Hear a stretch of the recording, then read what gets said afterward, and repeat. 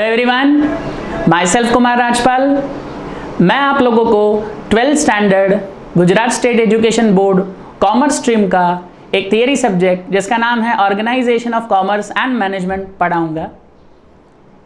आज सबसे पहले मैं ये चाहूँगा कि आप इस सब्जेक्ट के नाम को समझें। तो आइए हम समझते हैं इस सब्जेक्ट का नाम ऐसा क्यों है। आप सब बेटा इस सब्जेक्ट के नाम को इस तरफ ध्यान से देखें तो ये दो हिस्सों में बटा हुआ है, organisation of commerce and management. अब मैं आपसे बहुत छोटा सवाल पूछूंगा जिसको आप सोचिए तो आप मेरे एक्सप्लेनेशन को और अच्छे से समझ पाएंगे। आप लोगों ने 11th स्टैंडर्ड के अंदर कहीं पे भी ऐसे पढ़ा था डिफाइन मैनेजमेंट? सोचिए, किसी भी चैप्टर में 11 चैप्टर में कहीं पे भी आपने ये क्वेश्चन देखा हो डिफाइन मैनेजमेंट? डेफिनेटली आप सब ना ही बोलेंगे। रीज़न बीइंग आपको 11th स्टैंडर्ड में जो पढ़ाया गया था वो इस सब्जेक्ट का एक ही हिस्सा है, that is organisation of commerce. ये आपके 11th का हिस्सा है। सर आप ये कैसे बोल सकते हैं? चलिए हम रिकॉल करते हैं। 11th स्टैंडर्ड चैप्टर नंबर 1 आपने ये पढ़ा था, what do you mean by commerce, what do you mean by trade and difference between commerce and trade. So definitely आपने 11th स्टैंडर्ड में जो पढ़ा वो इस सब्जेक्ट का एक हिस्सा था, ऑर्गेनाइजेशन ऑफ कॉमर्स। इसका मतलब इस सब्जेक्ट का एक हिस्सा आपने 11th में खत्म किया, तो दूसरा हिस्सा दैट इज मैनेजमेंट, ये आपके 12th का सिलेबस का हिस्सा है। इसका मतलब बहुत सिंपल है, management would be the core area for 12th standard organisation of commerce and management.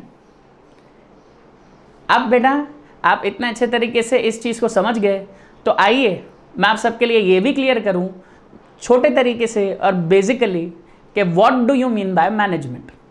आप सबके सामने बोर्ड पे मैनेजमेंट का डेफिनेशन लिखा हुआ है, 1 मिनट हम इसे रीड करें। Management is art of getting things done from others. Sir इसका मतलब, तो चलिए एक एग्जाम्पल से समझते हैं। आपको अब इस फ्रेम में जिनकी इमेज दिख रही है, बताइए ये कौन है? ऑब्वियसली ये ऐसे इंसान है जैसे वर्ल्ड ओवर हर कोई जानता है, none other than the right now one of the most powerful person in India in terms of management and ownership, one and only Mukesh Ambani, the chairman of Reliance Industries Limited. अब अगर आप इन्हें जान गए तो फॉर श्योर आप ये भी जानते ही हैं कि इंडिया में डिजिटल रिवॉल्यूशन लाने वाले यही हैं। जियो टेलीकम्युनिकेशन नाम की टेलीकम्युनिकेशन सर्विस प्रोवाइडिंग कंपनी को स्टार्ट करने वाले भी यही हैं।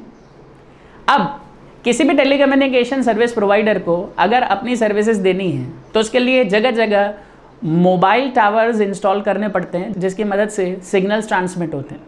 तो चलिए मेरा एक सिंपल सवाल है, क्या मुकेश अंबानी ने खुद जगह जगह जाकर टावर्स इंस्टॉल किए? वापस मेरा सवाल सुनिए, क्या मुकेश अंबानी ने खुद इंडिया में जगह जगह शहर शहर गली गली जाके टावर इंस्टॉल किए? ऑब्वियसली सर ऐसा नहीं है। उन्होंने वो टावर्स अपने वर्कर्स और इंजीनियर्स की मदद से जगह जगह इंस्टॉल करवाए हैं। वो तो अपनी ऑफिस में बैठ के काम करते हैं और लोगों को बताते हैं कि क्या करना है क्या नहीं और कैसे करना है कैसे नहीं। You are correct. अब अगर आपने इस एग्जाम्पल को ऐसे ही समझा तो आपको ये डेफिनेशन बिल्कुल समझ में आया होगा कि management is art of getting things done from others. Manager जब भी काम करता है तो वो अपना काम दूसरों से करवाता है, खुद कभी करता नहीं है, और इसी कला का नाम है मैनेजमेंट। चलिए आपने मेरे साथ बहुत बेसिकली ये समझ लिया कि what do you mean by management. तो अब मैं इंटरेस्टेड हूं कि इस मैनेजमेंट सब्जेक्ट के अंदर ही आपका 12th में सिलेबस क्या होगा उसका थोड़ा सा ब्रीफ ओवरव्यू ले लिया जाए। तो चलिए हम अब इस सब्जेक्ट के सिलेबस को समझेंगे। आप लोगों के 12th standard Gujarat state education board के OCM के सिलेबस में आप टोटल 12 चैप्टर पढ़ेंगे। आपके बोर्ड पे अभी 7 चैप्टर्स का डिस्क्रिप्शन है जिसे मैं क्लियर कर रहा हूँ। हर कोई ध्यान से देखें तो इनिशियल 7 चैप्टरों के नाम के सामने मैंने एक सर्कुलर ब्रैकेट बना के इंटरप्रिटेशन लिखी है जिसको मैं कहता हूँ basic management studies. Sir basic management studies का मतलब आप में से कोई भी स्टूडेंट 12th के बाद जब कोई भी बैचलर्स डिग्री कॉमर्स स्ट्रीम में आगे परस्यू करेगा तो उसे ये 7 चैप्टर कहीं ना कहीं किसी न किसी फॉर्म में, शायद थोड़े एक्सटेंडेड वर्जन में, शायद थोड़े कर्टेल वर्जन में फिर से देखने ही मिलेंगे। इसका मतलब ये है, ये आपकी बेसिक पढ़ाई है आपके आने वाली पढ़ाई से। आप इसे अभी अच्छे से पढ़ेंगे तो आपके बैचलर्स में जहाँ जहाँ मैनेजमेंट सब्जेक्ट आएगा आप इन्हीं चैप्टर्स का डिटेल वर्जन और अच्छे से पढ़ पाएंगे। अब आपके सामने रिमेनिंग चैप्टर्स का डिस्क्रिप्शन है जिसमें मैं आपको थोड़ा ब्रीफ ओवरव्यू दे दूं। चैप्टर नंबर 8 एंड 9 जिनका नाम है financial management and financial market. आप लोगों ने कभी किसी न किसी टीचर से बात करते टाइम अपने करियर ऑप्शंस के बारे में ये सुना होगा कि इंडिया में जनरली MBA जो ऑफ़र किया जाता है वो 3 फील्ड्स में होता है, MBA in finance, MBA in human resource management and MBA in marketing management. अगर कोई भी स्टूडेंट इन 2 चैप्टर्स को ध्यान से देखें तो गुजरात स्टेट एजुकेशन बोर्ड ने आपको पहले 7 चैप्टर बेसिक मैनेजमेंट पढ़ाने के बाद इन 2 चैप्टर्स को इसी इंटेंशन से रखा है कि किसी भी कॉमर्स के स्टूडेंट का फाइनेंस मैनेजमेंट का एरिया स्ट्रांग हो। कोई भी स्टूडेंट अगर इन 2 चैप्टर्स को अच्छे से पढ़ता है तो आने वाली आपके एजुकेशन की लाइफ में आपको BBA, MBA and chartered accountancy course की पढ़ाई का एक अच्छा खासा बेस मिलेगा। इसके बाद नेक्स्ट चैप्टर है आपका चैप्टर नंबर 10 जो अगेन डेडिकेटेड एरिया है for making marketing concept strongs in relation of MBA marketing. इसके बाद chapter number 11 consumer protection. Commerce के किसी भी स्टूडेंट के लिए जो कोई भी फील्ड में जाए ये चैप्टर बहुत ज़्यादा इंपॉर्टेंट है because consumer is the king of the market. Chapter 12 business environment. Sir ये बिजनेस एनवायरनमेंट क्या होता है? सादी भाषा में आपको समझाऊं तो बिजनेस से जुड़ने वाले ऐसे फैक्टर्स जो बिजनेस के ऊपर पॉजिटिव या नेगेटिव दोनों इफेक्ट्स डालते हो या दोनों में से कोई एक इफेक्ट डालते हो और एक बिजनेसमैन इन फैक्टर्स को स्टडी करके अपने बिजनेस का सर्वाइवल और प्रॉफिट मैनेज कर ले, उसके लिए ये चैप्टर पढ़ना बहुत ज़रूरी है। एक छोटा सा एग्जांपल शेयर करूं, आप सबने देखा होगा हमारे इंडिया में लॉकडाउन अनाउंस होने से पहले मूवी रिलीज़ हुई थी जिसका नाम था इंग्लिश मीडियम। रिलीज़ हुए कुछ ही दिन हुआ और हमारा नेशन वाइड लॉकडाउन अनाउंस हो गया। तो उस मूवी के प्रोड्यूसर्स ने जब देखा कि कोविड-19 का पॉजिटिव इम्पैक्ट हेल्थ केयर से जुड़ी हुई कंपनीज जो सैनिटाइज़र बनाती हैं या मास्क बनाती हैं उन्हें हुआ और नेगेटिव इम्पैक्ट उन कंपनीज और कॉरपोरेट्स को हुआ जो शॉपिंग मॉल या मल्टीप्लेक्स के बिजनेस में इन्वॉल्व थे। उन्होंने इन फैक्टर्स को एनालाइज किया और डिसीजन लिया कि हम इस मूवी को वापस रिलीज करेंगे but through an online web series platform. तो आप देखिए उन्होंने कुछ नेगेटिव और कुछ पॉजिटिव इफेक्ट्स का एनालिसिस किया और अपने बिजनेस को लॉस होने से बचा लिया। तो किसी भी इंसान को अगर ऐसी स्ट्रैटेजी डेवलप करनी है तो उसके लिए इस चैप्टर 12 को पढ़ना बहुत ज़्यादा इंपॉर्टेंट है। अब हम ये समझेंगे कि इस OCM सब्जेक्ट के 12th स्टैंडर्ड का क्वेश्चन पेपर फॉर्मेट क्या होगा जो बोर्ड ने खुद हमें दिया है हमारी स्टडी प्रिपरेशन स्ट्रेटजी के लिए। तो आइए हम देखें, आप सबके 11th स्टैंडर्ड के एग्ज़ाम के एक्सपीरियंस से जुड़ा हुआ ये पैटर्न है। नंबर ऑफ मार्क्स अब 12th स्टैंडर्ड में जो आप अपीयर करेंगे आपके किसी भी टर्मिनल या प्रीलिम एग्जाम या बोर्ड पेपर एग्जाम में, that would be 100 for every subject. So same goes with OCM। आप 100 मार्क का पेपर अपीयर करेंगे। इस 100 मार्क के पेपर को 5 सेक्शंस में डिवाइड किया गया है, that is section A, B, C, D, E। Her section के सामने इसका डिस्क्रिप्शन मैंने आपके लिए क्लियर किया है। जैसे सेक्शन A में आपसे मल्टीपल चॉइस क्वेश्चंस पूछे जाएंगे, सेक्शन B में 1 लाइन क्वेश्चंस, सेक्शन C में शॉर्ट स्टेटमेंट्स या शॉर्ट क्वेश्चंस, सेक्शन D में शॉर्ट नोट्स और सेक्शन E में डिटेल आंसर्स। कितने number of question board paper में होंगे? तो it is again very much clear. आपको 10 MCQ पूछे जाएंगे, हर MCQ का 1 मार्क है, तो total number of questions would be 10 and the weightage of multiple choice questions in your board paper would be 10 marks. Same goes with 1 line questions. 10 question आपको पूछे जाएंगे, 1 question 1 mark का, तो total weightage is of 10 marks. Short questions या statements आपको 15 पूछी जाएगी section C में, हर एक क्वेश्चन का वेटेज होगा 2 मार्क, तो टोटल गोज विद 30 मार्क्स। आपको शॉर्ट नोट्स पूछे जाएंगे सेक्शन D में, इन टोटल 10, हर क्वेश्चन का इंडिविजुअल वेटेज 3 मार्क्स, तो टोटल वेटेज सेक्शन डी का आता है 30 मार्क्स। आखिर में सेक्शन ई में आपको आंसर इन डिटेल्ड फॉर्मेट के क्वेश्चंस पूछे जाएंगे। टोटल नंबर ऑफ क्वेश्चंस होंगे 4, हर एक क्वेश्चन का इंडिविजुअल वेटेज होगा 5, तो इस सेक्शन का टोटल वेटेज होता है 20। आपके पूरे पेपर में टोटल नंबर ऑफ क्वेश्चंस होंगे 49, और अगेन आई एम रिपीटिंग, आपका पूरा पेपर होगा 100 मार्क्स का। अब किसी भी स्टूडेंट के दिमाग में ये सवाल आएगा, सर आपके कहने का मतलब है जो 12 चैप्टर आपने समझाए, हर चैप्टर में से हर सेक्शन में एक क्वेश्चन आएगा? नहीं, ये तो आपके 11th स्टैंडर्ड में भी नहीं होता था। अब मैं इसके लिए हमारी स्ट्रेटजी आपके साथ बहुत क्लियर कर देता हूँ। मैं आप लोगों को जब जब जो चैप्टर पढ़ाऊँगा, उस चैप्टर को पढ़ाते वक्त बोर्ड प्रिस्क्राइब्ड वेटेज के हिसाब से और पास्ट बोर्ड पेपर के एनालिसिस के हिसाब से किस सेक्शन में से कौन से और कितने क्वेश्चन उस चैप्टर में आने के लिए प्रोबेबल हैं, मैं कहता जाऊँगा और अकॉर्डिंगली हम और आप पढ़ते जाएंगे। आप सबने मेरे साथ इस लेक्चर में इस सब्जेक्ट के बारे में, इस सब्जेक्ट के सिलेबस के बारे में और बोर्ड पेपर पैटर्न को काफ़ी अच्छे से समझ लिया है। Now you all are ready to start study with this subject. Next lecture में मैं आपके साथ organisation of commerce and management subject का chapter number 11 consumer protection start करूँगा।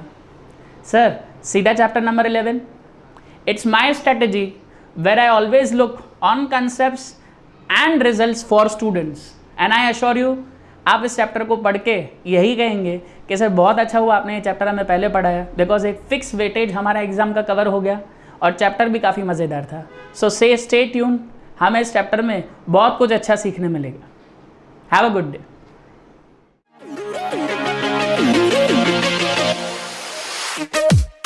डियर स्टूडेंट्स, अब आपने ये जान लिया है कि how will 12th statistics will be, 12th का अकाउंट्स कैसा होगा, 12th में OCM कैसा होगा। अब हम अपने लास्ट सब्जेक्ट की तरफ आगे बढ़ते हैं। Now we will discuss how will be the 12th standard economics. So सबसे पहले हम ये डिस्कस करें कि what is economics. Economics is a subject which teaches you how to economise. Economise का मतलब होता है how to use available resources in the best possible manner. Economic subject आपको ये सिखाता है कि आपके पास जो अवेलेबल रिसोर्सेज हैं वो, अच्छा हमारे पास जो अवेलेबल रिसोर्सेज हैं वो कभी भी अनलिमिटेड तो हो नहीं सकते। Our resources are always going to be limited, so resources will always be limited, wants are always unlimited।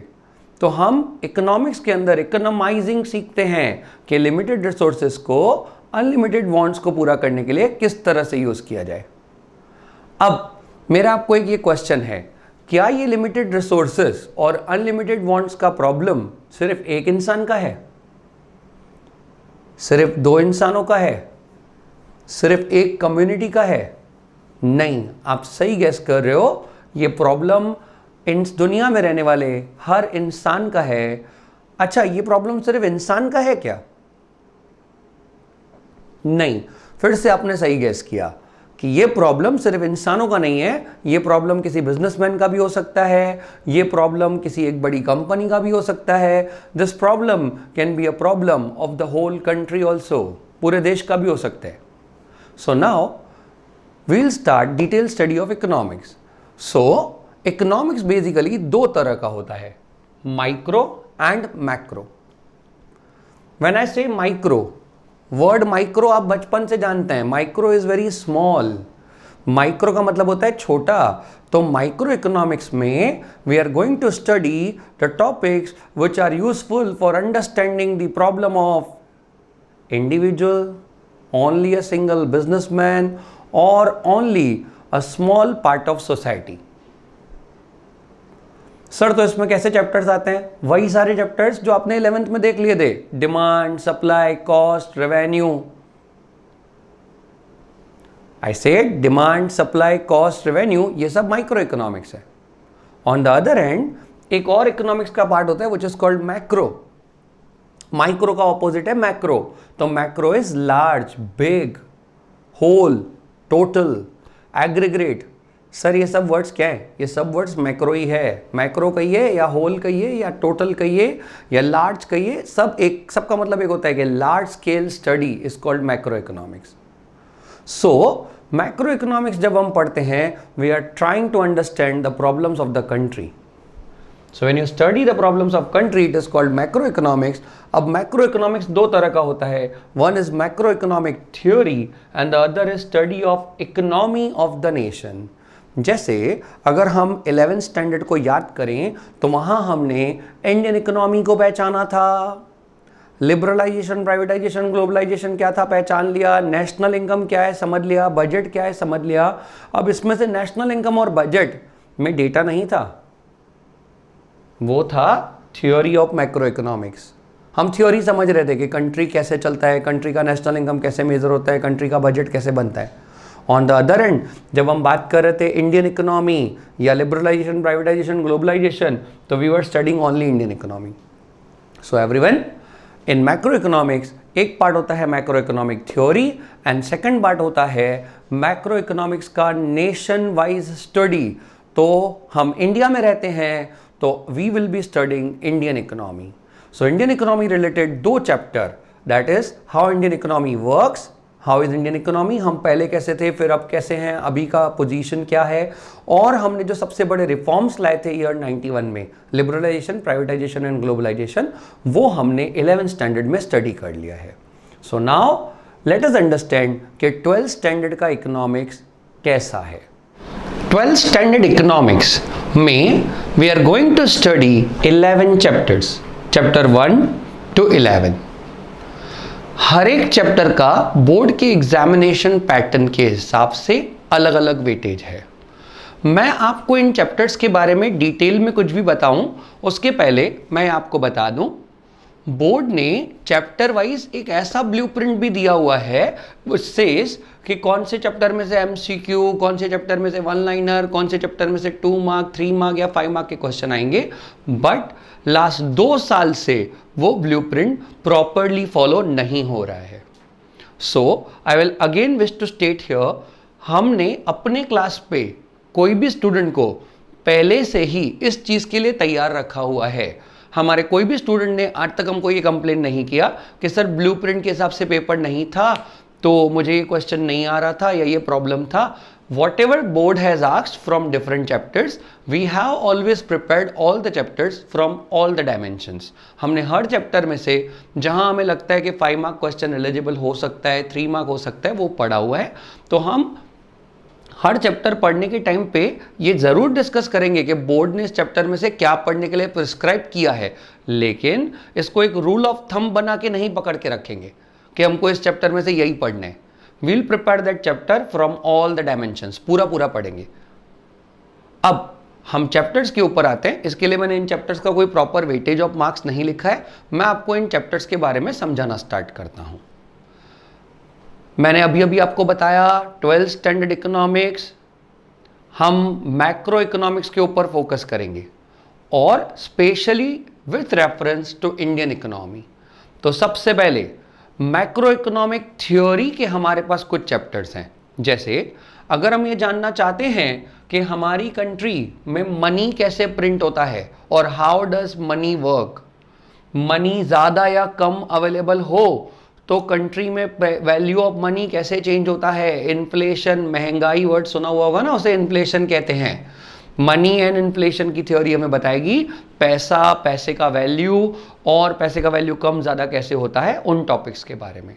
अब आज के ज़माने में कैश कॉइन करेंसी के साथ साथ लोग चेक्स भी यूज़ करते हैं. चेक्स बैंकिंग सिस्टम का पार्ट हैं. तो we are going to study banking and monetary policy. तो मॉनेटरी पॉलिसी मतलब एक ऐसी पॉलिसी जो आरबीआई ने डेवलप किया है in order to control. Sir ये RBI reserve bank of India, in India that is the central bank. हम इंडियन इकोनॉमी पढ़ रहे हैं.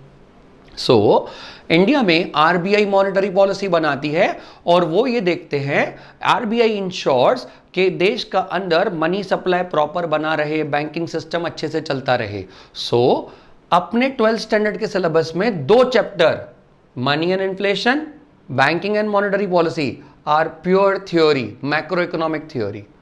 बस थ्योरी खत्म और इंडियन इकोनॉमी का डिटेल एनालिसिस स्टार्ट। सो अब अगर हम इंडियन इकोनॉमी को पहचानना चाहें तो उसके बारे में हम क्या समझें? तो अब इंडियन इकोनॉमी के बारे में कुछ भी समझना है तो उसके पहले इकोनॉमिक्स में कुछ भी समझना हो तो उसके साथ साथ चलने वाला एक सब्जेक्ट है स्टैटिस्टिक्स, दैट इज ग्राफ्स। तो हम इकोनॉमिक स्टडीज के अंदर ग्राफ कैसे बना सकते हैं, ग्राफ का प्रैक्टिकल यूज कैसे कर सकते हैं, डेटा कहीं से कलेक्ट करें तो वो कैसे कलेक्ट करना चाहिए, ऐसे कुछ बेसिक टॉपिक समझाने के लिए we have chapter 1। So I am in chronological order now, starting with all chapters explanation. तो आपको वो डिटेल गाइड कर देगा कि सारे चैप्टर्स क्या हैं। ग्राफ्स इन इकोनॉमिक्स, ये चैप्टर हमें सिखाएगा कि इकोनॉमिक्स में कौन कौन से टाइप के ग्राफ्स होते हैं और वो ग्राफ ड्रॉ करके हमें किस तरह का बेनिफिट मिलेगा। सर ये ग्राफ सीख के मैं क्या करूंगा? या ये 11th वाले सेम है, 11th स्टेट वाले सेम ग्राफ हैं और ग्राफ सीख के आपको सबसे बड़ा फायदा होने वाला है। Here I will be covering that topic in detail. We have 5 long answers in economics, उसमें से एक लॉन्ग आंसर है ग्राफ ड्रॉ करना है। सर तो उसके लिए मुझे कुछ याद करके जाना पड़ेगा? नहीं बेटा, ग्राफ ड्रॉ करने के लिए डेटा भी टेबल पेपर में प्रिंटेड होगा। You have to just draw the graph and make the analysis. तो वो इस चैप्टर में से वो भी काम आएगा और एक आध शॉर्ट नोट हम पढ़ लेंगे। Then we have indicators of growth and development. तो पॉसिबली है तो दुखदायक है, तो ऐसे सुनने में कोई अच्छी बात नहीं है, बट आप सबने सुना ही होगा कि India is a poor country, India is a developing country, India एक गरीब देश है, इंडिया भी डेवलप कर रहे हैं। सो जब आप ये स्टेटमेंट बोलते हो India is a developing country, तो आपको पता होना चाहिए डेवलपिंग क्या होता है, डेवलप्ड क्या होता है, तो वो कंट्री डेवलप कैसे करते हैं, या जब डेवलप्ड कंट्री ग्रो करे तो उसे क्या कहते हैं, आखिर इसका कौन सा कैलकुलेटर है जिस पे ये चेक करते हैं। तो उस कैलकुलेटर का ही नाम है indicators of growth and development. We'll be doing that in detail कि ग्रोथ एंड डेवलपमेंट कैसे मेजर करते हैं। Money inflation, banking monetary policy already explain. अब मैं पढ़ा, मेरे से पहले वाले पढ़े, या मेरे बाद जिन जिन लोगों ने पढ़ा है, जहां इकोनॉमिक्स है और इंडिया के प्रॉब्लम्स की बात होने वाली है, तो इंडिया में 3 प्रॉब्लम थे, अभी भी हैं, और मैं भगवान को ये प्रार्थना करता हूं कि एक टाइम ऐसा आएगा जब मैं पढ़ा रहूंगा और मैं कहूंगा अब ये इंडिया में प्रॉब्लम्स नहीं है, बट अब क्योंकि प्रॉब्लम्स हैं तो हम उन 3 प्रॉब्लम्स के बारे में डिटेल में स्टडी करेंगे। Problem 1 is poverty, problem 2 is unemployment, problem 3 is population.